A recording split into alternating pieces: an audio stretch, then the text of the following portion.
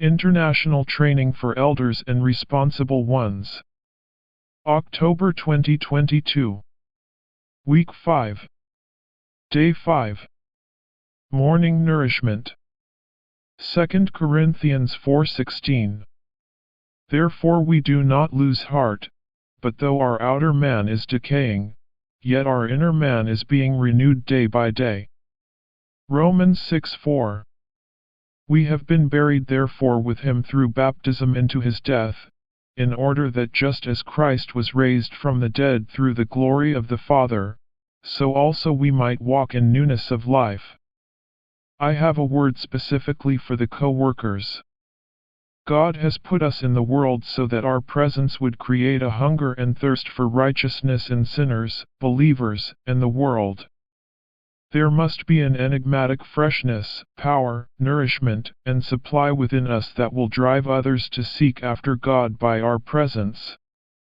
Others should have a desire to seek after God as a result of meeting us and speaking to us.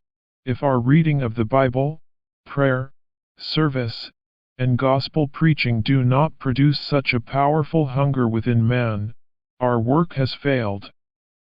Today's reading. Many who knew Miss Barber can testify that she was very different from others. Whenever someone went to her and sat in front of her, spontaneously he would realize how much he was off. He would realize that he did not have what she had and would aspire for what she had. 15 years ago, 1921, when I first became a Christian, I was very proud. I thought highly of myself because I was able to read 1 or 2 chapters of the Bible a day with some understanding. Very few people are proud outwardly, most people are proud inwardly. I went to her to tell her about this. After I prayed a few words with her, I saw my pride before she even opened her mouth to rebuke me. I knew that I did not have what she had. This is foot washing. My feet were washed by her presence. I met God. Prior to that I was living outside of God, and I was old and dark. But once I came to her, I was refreshed and enlightened. We often have the same sensation. We feel that we are washed after talking to certain brothers. Our spiritual energy is revived. We can touch and feel God once more. This is foot washing. A few days ago, I felt that my feet were defiled. At first I thought that I had sinned, and I proceeded to deal with my sins. But God was still very far from me. I felt that there was a separation between myself and God. Later, I saw a sister who had been saved for only 2 or 3 months. She told me of her salvation experience and told me how she was persecuted by her family. She hoped that I would give her some help. When I heard this, I said, "Thank the Lord." When I came, my feet were defiled. But when I leave, my feet will be clean because your testimony has washed away the oldness in my experiences. The book of Titus mentions the renewing of the Spirit.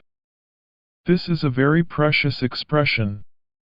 We need the renewing of the Spirit so that we can always be spiritually fresh and invigorated. We have to aspire to wash others' feet.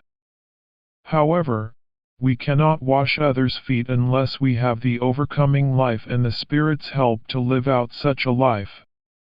We have to be fresh all the time before we can wash others' feet. The Lord said, "You also ought to wash one another's feet." Those who were spiritually fresh but who have lost their freshness need the washing.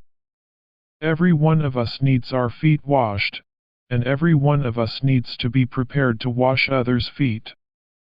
The Lord said, "If I then, the Lord and the teacher, have washed your feet, you also ought to wash one another's feet."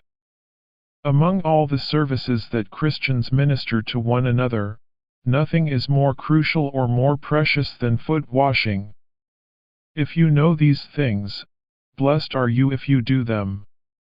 I love what Brother Yu has said many times. The Bible today is more precious than the Bible yesterday. May we have fresh spiritual experiences every day. Romans 15:32 says, I may refresh myself and rest with you. This is the result of foot washing. This is the end of today's morning revival.